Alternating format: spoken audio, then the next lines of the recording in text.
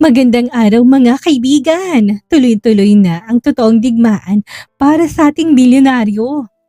Matapos tanggihan ni Sandrong ultimatum ng kanyang lolo, napirmahan ng annulment kapalit ng mana. Akala niya makakahinga na siya ng maluwag, pero hindi pa siya nakakaalis ng kumpanya. Subulpot naman ang desperadang si Leticia. Kulang na lang ay magpakamatay ito sa harap niya. Magantimpalaan lang ang pangalawang pagkakataon. Pero sorry siya. Dahil si Sandro, hindi na magpapabudol sa kanya. Samantala, habang nagpapakasaya si Leticia na nagtagumpay siyang paghiwalayin, sina Carmela at Sandro, nagkaharap ang dalawa sa isang restaurant. Akala ni Leticia ay mauuwi niyang corona. Pero naku, sinulpal-pal ang lola niyo nang tapatan siya ni Carmela na nagbabagang talas ng salita. Pahiyang-pahiya si Leticia sa harap ng maraming tao. Dahil sa matinding kabiguan, mukhang may bago na namang masamang balak si Leticia. Susugod siya sa academy ni Zinaya para gamitin ang bata. Aba, hindi talaga papaawat ang kontrabida natin. Kapit ng mahigpit mga kaibigan dahil magsisimula na tayo. Mas lalong lumalim ang gitla sa noon ni Sandro nang marinig ang sinabi ng kanyang lolo. Hindi niya maiwasang magtaka kung bakit biglang humantong sa ganito ang usapan nila. Ilang sandali pa'y mahina siyang natawa. So, you're telling me that you'll give up all of your shares and rights in the company as long as I sign the annulment papers? Yes, walang gatol nitong sagot. And do you expect me to believe that? Sarkastiko niyang turan. I'm serious here, Sandro. Hindi ba't ito naman ang gusto mo? Well, now I'm giving you what you want. Napatitig siya sa lalaki, puno ng pangahalina ang boses nito. Kung siguro noon pa nito sinabi ang tungkol sa bagay na ito, walang pag-aalilangan siyang papayag. But he knew this old man too well. Hanggang ngayon, hindi pa rin ito tapos na maglaro. Don Arturo is a miserable person and he wants him to be like him too. Isa pa, wala siyang pakialam kahit hindi na nito ibigay ang lahat ng shares at control sa kumpanya kung saan siya nakatungtong ngayon. Unang-una, hindi naman talaga sa kanyang kumpanya. It belongs to Arturo and to his mother at wala siyang karapatan sa bagay na yun. He was just greedy before, but he shouldn't be like that. So much that I wanted to grab your offer. I'm afraid I can't give you what you want. Unti-unting napalis ang ngiti sa labi ni Arturo marahil hindi inaasahan ng lalaki ang naging sagot niya. Sigurado ka na ba sa sagot mo? Alalahanin mo, Sandro, mana mong nakasalalay dito. Pwede kong bawiin sa yung lahat ng meron ka ngayon kapag hindi mo pinirmahan ang annulment papers. Huminga siya ng malalim bago naglakad palapit sa lalaki at nakipagsukatan ng titig dito. Suit yourself, old man. I don't care anymore. Lagi ako nagiging sunod-sunuran sa lahat ng gusto mo noon. Pero hindi na ngayon. I won't give up my rights to my wife in exchange for that damn inheritance you are talking about. You want me to strip me with everything? Go on then. Hindi ako natatakot sa'yo at mas lalong hindi na ako natatakot na magsimula. Do whatever you want and I will do what I want. Aniya bago to tinalikuran at lumabas ng opisina. That inheritance is the cause why his wife left him. He already learned his lesson. This time, he won't make the same mistake again. Imbis na pumasok sa opisina, pinili niya na lang umuwi sa mansyon para magpalamig ng kanyang ulo. He can't work with his mood right now. Isa pa, kailangan niya na asikasuhin ng ibang ari-arian niya na nakapangalan na sa kanya. Arturo may take whatever belongs to him, pero hindi ang bagay na para sa anak niya at mismong pinaghirapan niya. Pasakay na siya sa kanyang sasakyan nang bigla na lang na may tumawag sa pangalan niya. Naningkit ang kanyang mga matang napatitig kay Leticia na nakatayo ilang dangkalang layo mula sa kanya. Sandro, anito sa mababang tono. What do you want? Walang gana niyang tanong. Ilang beses pa itong napalunok. Naalala niyang ganyan na ganyan talaga ang mga ekspresyon ni Leticia noon tuwing nakaharap siya. Tense, innocent, parang hindi makabasag pinggan. But he's no longer that same Sandro who will fall for her tricks again. Pinaglaruan ni Leticia ang mga daliri niya sa kamay bago mas lumapit pa kay Sandro. Galit ka pa rin ba sa akin hanggang ngayon? Tanong nito sa malumanay na tono. Sarkastiko namang natawa si Sandro. Really, Leticia? Asking me a question which she obviously knew the answer to? Sandro, pinagsisisihan ko ng ginawa ko. You see, I just love you so much pero nagbago na ako. I won't do the same mistake again. Bigyan mo lang ako ng pagkakataon na makasama ka ulit. Papatunayan ko sa'yo na totoo na nagsisisi na ako. Just one more chance, Sandro. Mas lalo pang tumalim ang mga mata ni Sandro habang nakatitig kay Leticia. Talaga, kasama rin ba sa pagbabago mo ang pagsasabi kay Kent tungkol sa kasunduan namin ni Arturo? Nakita niyang natigilan ito pero kaagad din namang nakabawi. Ginawa ko lang naman yun dahil nagsiselos ako kay Carmelia. Hindi ko kayang mawala ka sa akin, Sandro. Shut up! Because of what you did, Carmelia left us. I just told her the truth. Iniwan kanya kasi hindi kanya totoong mahal. It was me who loves you so much. Hindi mo lang yun nakikita dahil nabulag ka na sa galit mo sa akin. Salubong ang kanyang mga kilay na nakatitig kay Leticia. Don't you hear how ridiculous you are right now? You told her the truth? Yes, you did pero pinangunahan mo ko. Damn you! At kung iniisip mo pa na makipagbalikan ako sa'yo dahil umalis si Carmelia, that's not gonna happen, Leticia. Kahit ikaw na lang ang natataging babae na matitira sa mundo. Hindi kita papatulan. At kung maibabalik ko lang ang panahon, I won't waste my time on you. Tinalikuran niya na si Leticia at ako magsasakay na sa kanyang sasakyan. Subalit natigil siya sa paghakbang nang hawakan nito ang kanyang braso. Please, Sandro, bigyan mo ko ng pagkakataon. Babawi ako sa iyo at kay Sinaya. Papatunayan ko na mabuti akong tao. I will take good care of you. Ituturing ko na anak si Sinaya kagaya noon. Enough! Stop mentioning my daughter's name in that mouth of yours. Matapang niyang asik. Binawi niya kanyang braso at binuksan ng pintuan ng kanyang kotse nang muling magsalita si Leticia. I will kill myself! Sigaw ni Leticia. Nakita niya na tigilan si Sandro. Hindi niya maiwasang palihim na napangisi. That's it. Sinamantala niyang pagkakataon at nagsimula ng umiyak. Kung hindi mo ako babalikan, I will kill myself. Wala rin namang silbi ang buhay ko kapag wala ka. Mas mabuti pang mamatay na lang ako. Ani at agad na inilabas ang hairpin na may matalim na dulo saka ikinutok sa kanyang leeg. Tuluyan ang humarap si Sandro sa kanya. Nang umangat ang kamay ng lalaki ay sinundan niya yun ng tingin. Hinawakan ni Sandro ang kanyang kamay na may hawak na patalim. She's expecting him to remove it from her hand pero nalaki ang kanyang mga mata nang diniinan pa yun ng lalaki. You want my help? Pwede kitang tulungan na ibaon to sa leeg mo ng tuluyan. Hindi siya makapaniwalang napatitig sa lalaki na dati parang asong sunod ng sunod sa kanya. Sandro, mahina niyang sambit. Umangat naman ang sulok ng labi ni Sandro. What? Hindi mo kaya? Hindi siya nakapagsalita. Binitawan na ni Sandro ang kanyang kamay at tumayos ng tayo.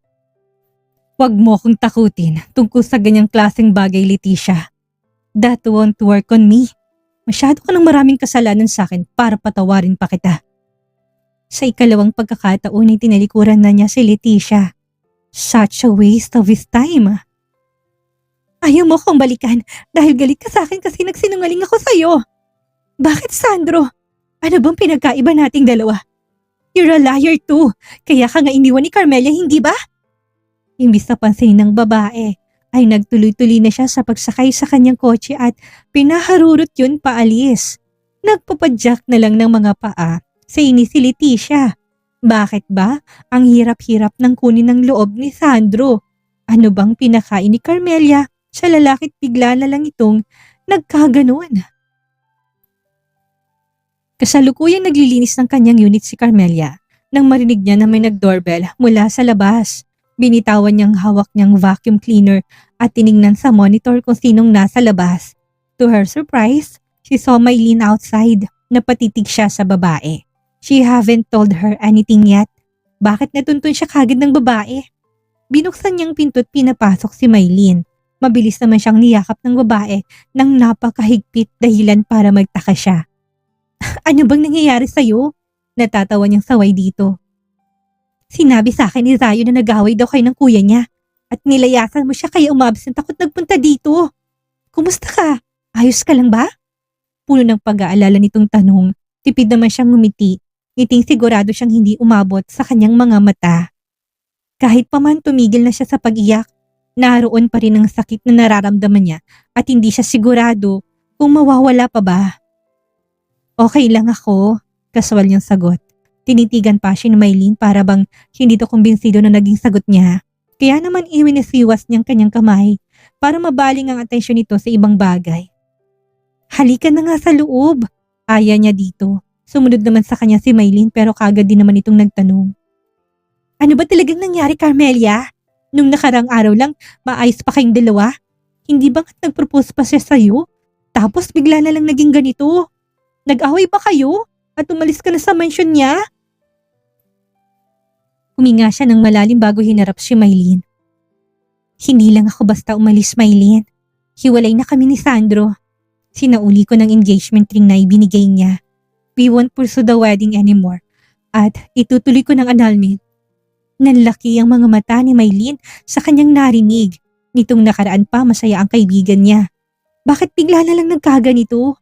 Mukhang malalim ang pinaguhugutan ni Carmela ng galit nito. Knowing her friends, she got a very long patience. Bakit? Sandro lied to me. Sinalaysay niya ditong lahat na naging ugat ng galit niya.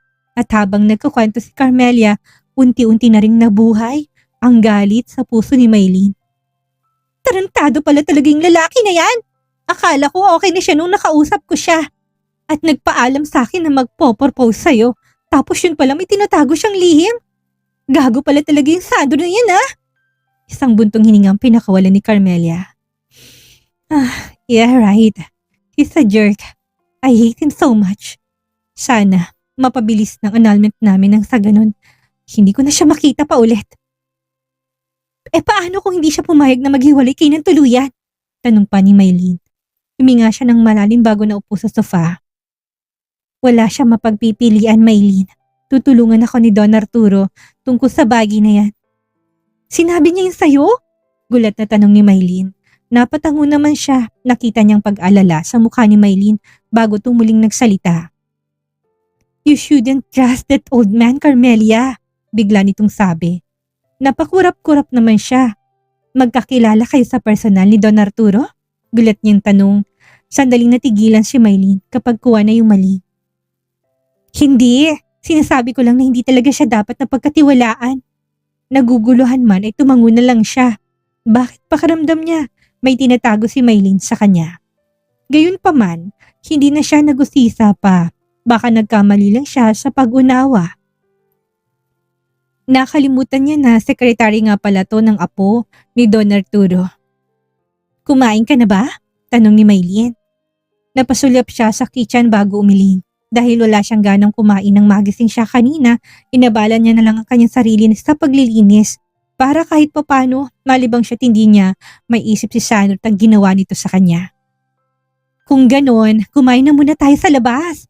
Nagmamadali kasi ako papunta dito, kaya hindi na ako nakapagdala ng pagkain. Para na rin makalanghap ka ng sariwang hangin. Imbis na umayaw dahil tinatamad siya, ay pinagbigyan niya na si Maylin. Wala naman sigurong masama kung lumabas siya, hindi ba?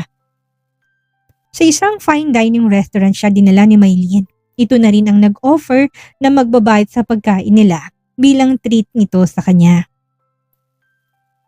Babalik ka na ba talaga sa ibang bansa? Tanong ni Maylin. Mukhang gano'n na nga. Buntong hininga niyang sagot bago pinaglaruan ng kanyang kobyertos. Oh, mamimiss kita kung gano'n. Hindi ka na ba babalik ulit sa ibang bansa? Usisa niya. Kung tutuusin, may magandang karera ng kaibigan niya sa ibang bansa. Kaya hindi niya yung maintindihan kung bakit bigla na lang itong umuwi ng Pilipinas at nagtrabaho sa law firm ni Zion. Gayong kung sahod lang ang pag-uusapan, malaki naman ang kikitain nito sa ibang bansa kaysa dito. May kailangan pa akong ayusin dito, Carmelia. Kapag okay na, susunod ako sa'yo. Napanguso naman siya. Hmm, bakit pakiramdam ko? Marami kang tinatago sa akin ha. Himig pagtatampo niyang sambit. Malungkot naman ang umiti si Maylin na siyang kumimpirma sa hinala niya na may malalim na rason kung bakit naroon to sa tabi ni Zion, gayong hindi naman dapat. Kapag natapos na, ikakwento ko sa iyo. Napabuntong hininga na lang siya. Noon pa man ay masikreto na talaga si Maylin na taliwas sa kanya, kaya alam niya na hindi niya ito pwedeng pilitin. Huwag ka nang magtampo. Ayoko lang na dagdagan ng problema mo, ha? Natatawa pa nitong dagdag. Promise mo yan sa akin, ha? Oo na. Patuloy silang dalawa sa pag-uusap ng kung ano-ano. Kahit papano, gumaan ang kalooban niya na binisita siya ng babae. Noon pa man na ito na ang nagiging sandigan niya. Oh, look who's here! Natigil sila sa pag-uusap ni Maylin nang makarinig sila ng isang pamilyar na boses sa kanyang likuran. At kahit hindi siya lumingon, she knew it was none other than Leticia. Ilang sandali pa'y tumapat na ito sa table nila ni Maylin. Hindi to nag-iisa. Kasama ni Leticia ang isang babaeng animoy naghilamos ng sandamakmak na foundation sa muka. What do you want, Leticia? Tamad niyang tanong. Naalala niyang ilang linggo na pala silang hindi nakita. The last time was when they are at Zinayas Academy at hinuli ito ng mga pulis. Hindi niya inasahan na may lakas ng loob pa pala ito na lumapit sa kanya pagkatapos na nangyari. Nothing. I just thought of dropping by your table because I saw you while we're dining. How are you? Kaswal nitong wika na tila ba magkaibigan sila. Sarkastiko naman siyang napangiti. I'm fine. How about you? Mabuti naman at nakalabas ka na ng kulungan. Sa sinabi niya kagad na napalis ang ngiti sa labi ni Leticia. Agad na umasim ang mukha nito. Wow! That's rude of yours. Akala ko mababawasan ang katapangan mo dahil niloko ka ng asawa mo. Agad na tumalim ang kanyang mga mata sa kanyang narinig. One thing's for sure, kay Leticia galing ang impormasyon na nakuha ni Kent. Leticia was the desperate one to break their relationship off. At ito lang naman ang nakakaalam ng mga sikreto ni Sandro dahil malapit ang dalawa noon. Isang ngisi ang sumilay sa labi ni Leticia bago ito nagpatuloy. Does it hurt? Akala mo talaga mahal ka ni Sandro, ano? Hindi mo tuloy namalayan na ginagamit ka lang pala niya para manatili sa kanyang lahat ng meron siya. It must have been hard for you. Condolence on your broken heart, Carmelia. Are you done? Tamad niyang tanong. Natigilan naman si Leticia sa naging reaksyon niya. Kung inaakala nito na maglulupasay siya sa iyak, then she's wrong. She may be hurt pero alam niya sarili niya na wala siyang nagawang mali. It's the other way around. Tumayo siya mula sa kanyang kinaupuan at nakipagsukatan ng titi kay Leticia.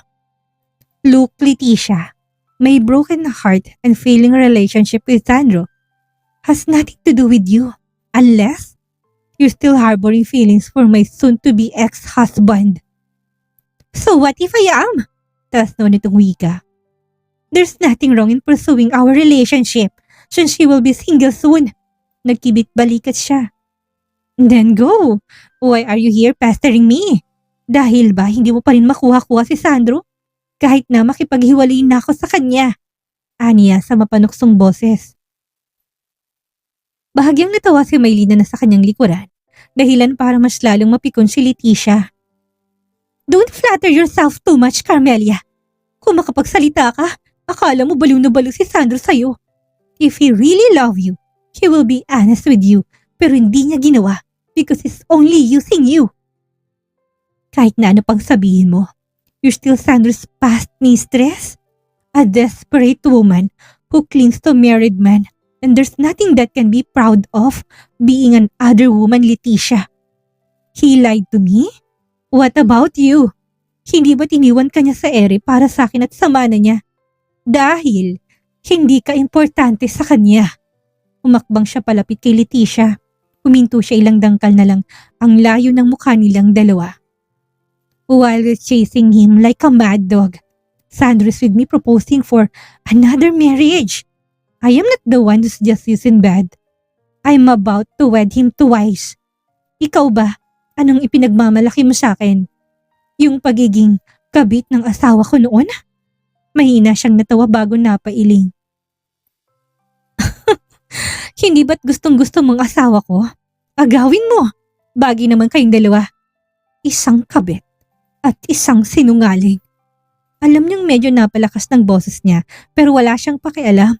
She will say what she want to say dahil nasa tamang katayuan naman siya at hindi siyang dapat na mahiya kundi si Leticia.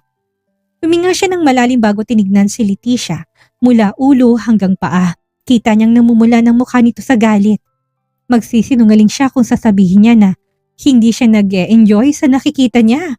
Isang plastic ng ngiti ang sumilay sa kanyang labi bago nilampasan ng babae. Hindi pa niya nakaligtaan na banggain ang balikat nito bago siya tuluyang lumabas sa restaurant. Maging si Maylin ay pinuko si Leticia ng isang nakakalokong tingin bago sumunod kay Carmelia. Nakita mo yung mukha ni Leticia kanina? Pahiyang-pahiya sa mga taong nandun. Natatawang wika ni Maylin nang makalabas na sila ng restaurant. Tipid naman siyang napangiti. Bahagyang gumana ang pakiramdam niya na masabi niya sa babae ang nais niyang sabihin. Siyang nauna, kaya lalabanan ko talaga siya. Well, deserve naman yung nangyari sa kanya. Kibit balikat, sambit ni Maylin. Naikuyom na lang ni Leticia ang kanyang kamao habang pinapanood ang dalawang babae na papalabas ng restaurant. Nang mapatingin siya sa paligid ay nasa kanyang atensyon ng mga tao na kumakain na kasabayan nila. Halos magpapabadyak na siya sa inis. Hindi itong unang beses na ipinahiya siya ni Carmelia sa harapan ng maraming tao. That is scandalous, bitch! May kalalagyan talaga to sa kanya. Halika na, Leticia. Nakakahiya sa mga tao. Pabulong at may diin na bigkas ni Aida kasabay ng paghila nito sa kanya. Nayayamot niya na iwinaksi ang kamay nito sa kapadabog na lumabas. Namumuro na talagang Carmelia na yun sa kanya. Kailan pa ba ito mapapatay ni Allen?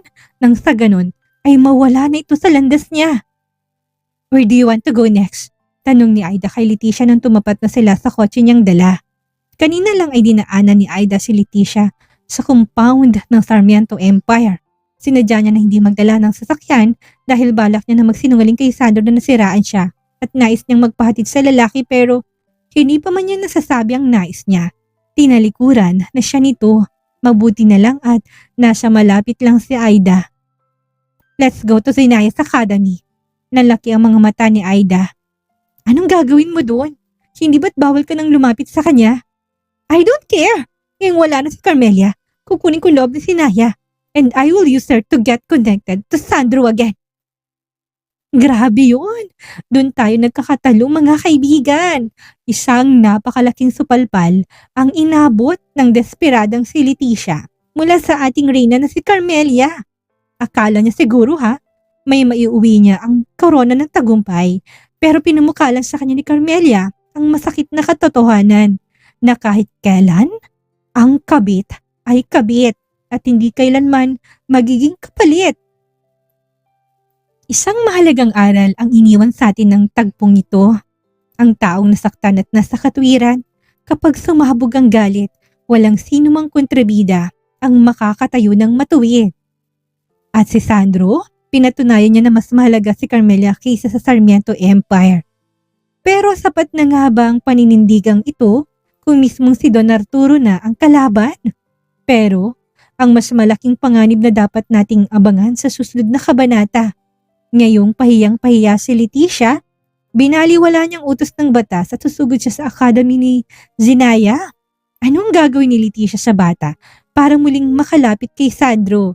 At si Allen na patuloy na nakabuntot kay Carmelia. Kailan niya isasagawa ang planong pagpaslang sa utos na nag-aapoy sa galit na si Leticia? Huwag kayong bibitiw dahil lalong nagbabagat patindi ng patindi ang mga tagpo. Abangan ang susunod na kabanata.